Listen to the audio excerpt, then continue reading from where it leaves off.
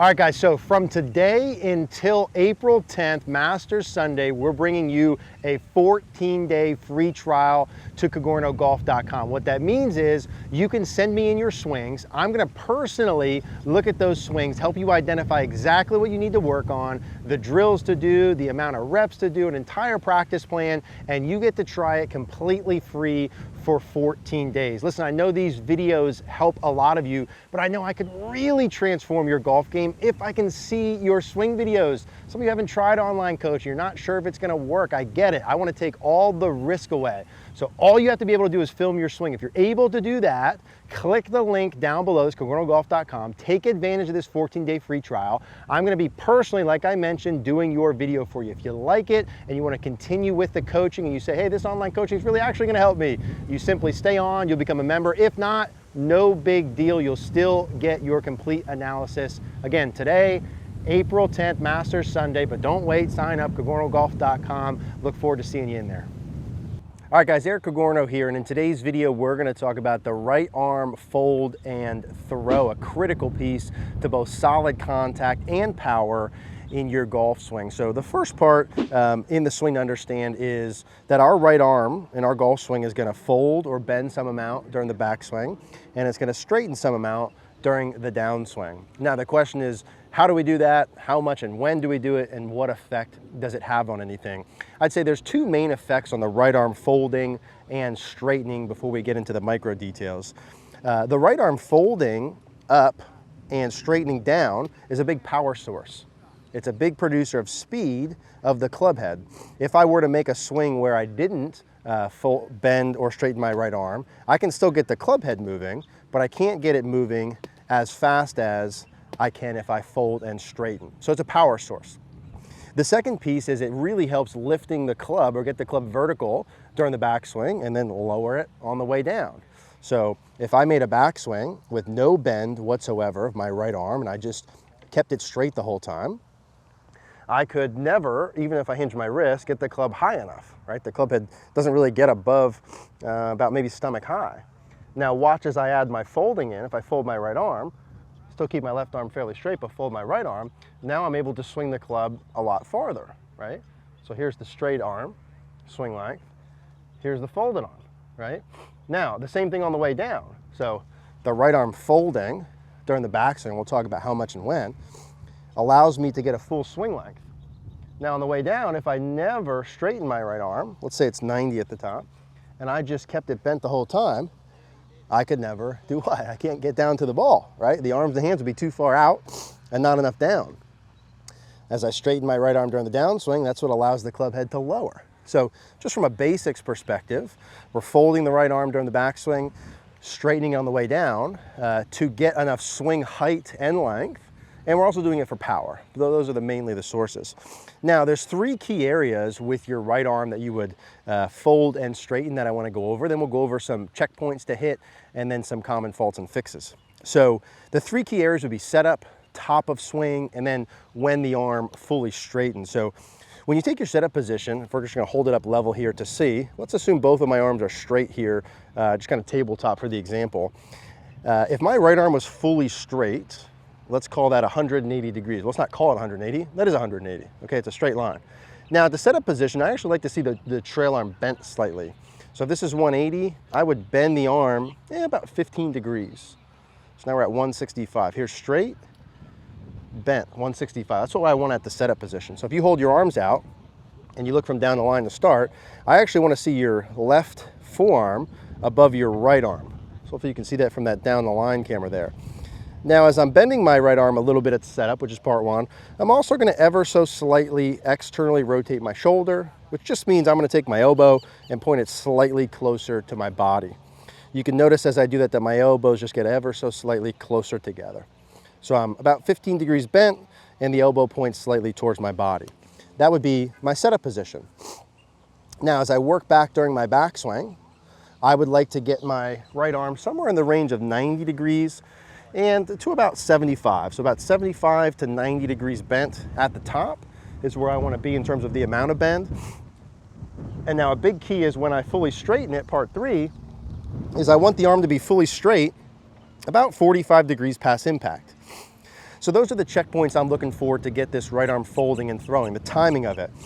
It's slightly bent at setup, 165, right arm slightly underneath my left, slightly externally rotated, keeps my elbows closer.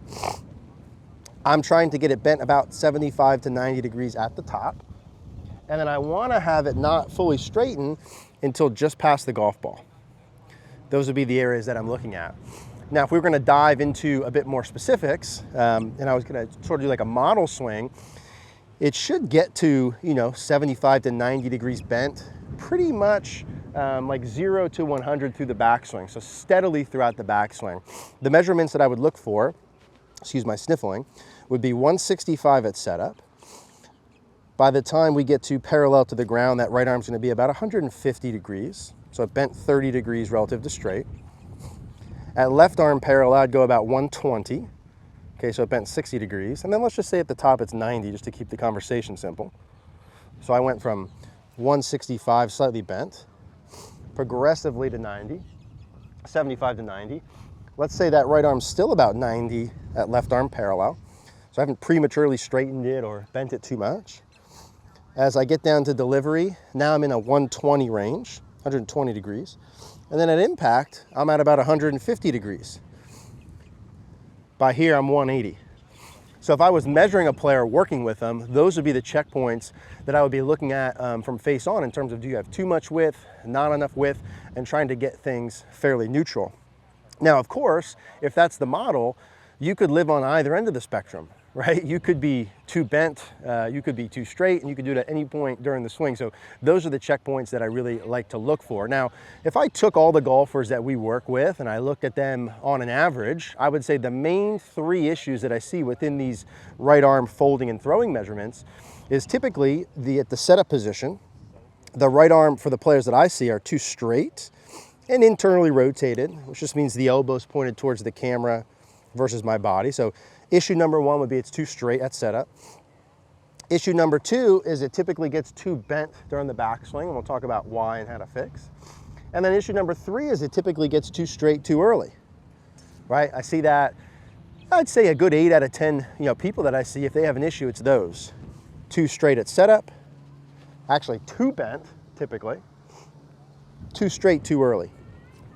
So if you're like most of those players, you have to feel the opposites of those just to get to neutral. What is neutral? Neutral are those checkpoints that I mentioned. So where I would start with is the setup position. Hold the arms out in front of you and bend that right arm underneath your left so you can see some of your forearm. You should still see some of the forearm at setup. It's gonna feel like your elbow points towards your body. So that would be part number 1. Make sure your right arm's bent at the setup position. So soft and bent under with your right arm to set up.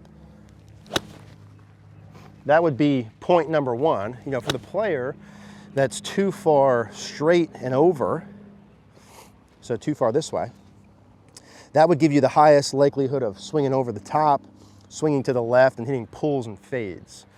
If I wanted to hit more of a draw pattern, I'd have my right arm the most bent and the most under with the elbow towards me. So arms in front, elbow bent and towards my body. That'd be step 1.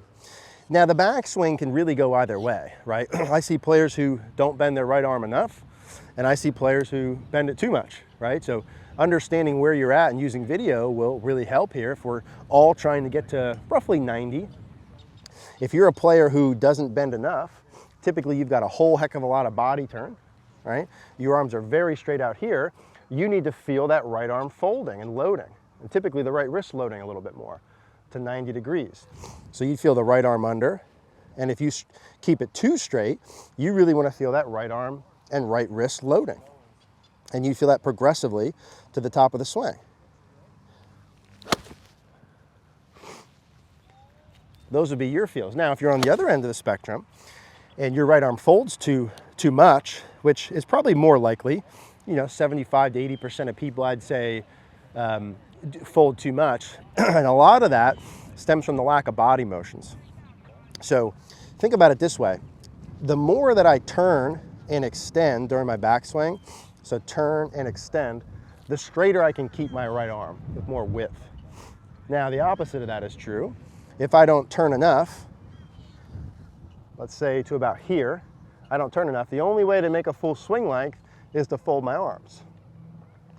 If I don't turn enough and or I don't extend enough, so chest down, I also have to bend my arms just to make a full swing length. So lack of body turning, which is chest away from the target, back towards the target, or lack of extension, which is chest up, left shoulder down, both of those can lead to the arms folding too much. In fact, of that 75–80% I mentioned who have that issue where the right arm bends too much, 95% of them, starts with the body motion. So you want to make sure if your right arm bends too much, we like to do a little split hand grip for this. So the right hand's just underneath the grip. You want to really make sure you're turning enough with your shirt buttons up towards the sky and pushing that right palm away from you. So I'm turning my shirt buttons away from the target, chest up towards the sky, and really pushing that palm away. So the player who bends too much, you're still going to get bent at setup. But now you're going to feel your right arm very straight or pushing away, making sure you have good turn and good extension. And that's good for me, who typically, I come from a not enough turn, not enough extension multiple years ago, so my arm would get too bent. And then the last issue we see is during the downswing. And this is almost exclusively that the right arm gets too straight too soon. So when I come down and my right arm straightens too much too soon, that adds loft to the club. So I'm turning my 8-iron into a 9-iron. That makes the ball go shorter. You see, it gives me no shaft lean, right? So I hit the ball high, short, and I have contact issues. If I'm able to keep my right arm bent at impact, so my right arm's about 150 degrees, my right wrist is bent, my hand's over my left leg, that lowers my loft. It turns an 8-iron into a 7-iron, and it helps move my low point more forward for solid contact. So always with the feels, just like the backswing, if you're someone who straightens the arm too soon, you have to feel what? Right arm much more bent. And the right arm and wrist are going to go together. If your right arm straightens too soon, your right wrist is going to straighten too soon, 100% of the time. If your right arm is going to stay more bent, your right wrist will stay more bent. So those pieces will go together. So if you have that right arm straightening, you need to feel that right arm staying much more bent and the right wrist staying much more bent. So I would get that under to start with. Let's say for you the backswing's good, and you need to feel like that right arm and right wrist stay bent. How long? Well, probably forever to start, and then we'll adjust exaggeration. So right arm and wrist bent forever, and that should really help. Now they're not going to really stay, bent forever, but that's the sensation. In reality, when you look at good swings, you get them about here, and the right arm and wrist are fully extended. So that's really where you're going for. But if you're straight back here already, you can't feel like, oh, I'll just try and get here. That's not going to be enough exaggeration. I'm telling you, it's not going to be enough. You have to feel like your right arm and right wrist are going to still be bent at that point, and you maybe straighten them way out here. Like if you take whatever level of exaggeration you think you need, multiply that thing by like 100, you're probably in the correct ballpark in terms of how much feel. So you can correct any of these issues, right? But your trail arm, especially if you're right arm dominant, is such a big piece in the power, in the contact. It certainly plays with the power and the lifting and lowering of the club, like we talked about. So a lot of how the club lowers is from your right arm straightening. That's a big part of it. But you have to make sure that it doesn't get fully straight until past impact. So a couple of important pieces for this right arm folding and throwing. It doesn't really matter whether you feel right arm or left arm. We're just kind of honing in on this right arm for this one. I would look at yourself on video if you want more power, struggling with contact and consistency, and check yourself against those checkpoints. 165 bent, 150, 120, 90 to 75, 90 to 75, 120, 150, 180. Find which side of that spectrum you're on. Understand you have to feel the opposite of the side of the spectrum you're on just to find center. Understand you got to exaggerate 100 times more than you think just to find center. And center should be like neutral, average, good contact, neutral ball flight, high, far, etc. So this thing applies whether you're using an 8-iron like I'm using. It applies to driver, sand, wedge, etc. The idea is going to be the same. And just understand two last little pieces like I mentioned. Getting enough turn and extension during your backswing is going to be a big indicator of how much you're going to fold your arms or not to try and make a full swing. And then wherever you're at the top, as you start to come down, the same principles apply. If you straighten too soon, here like this, in all likelihood, just like the body motions gave you issues on the way back and caused it, the body motions can give you issues on the way down. So if you have any kind of steep shaft, open club face, you're very likely gonna stand up away from the ball and do what? Straighten your right arm, and those pieces go together. So that every inch my head goes up away from the ball, if I stand up and really extend, I have to make that up by throwing my right arm and my right wrist. Bad contact, poor dynamic loft. So to keep that right arm and right wrist bent through the ball, I have to have my body in good positions, just like the backswing. Turn and extension, turn and side bend. So the lower your right shoulder is through the ball, the more the right arm and right wrist can stay bent.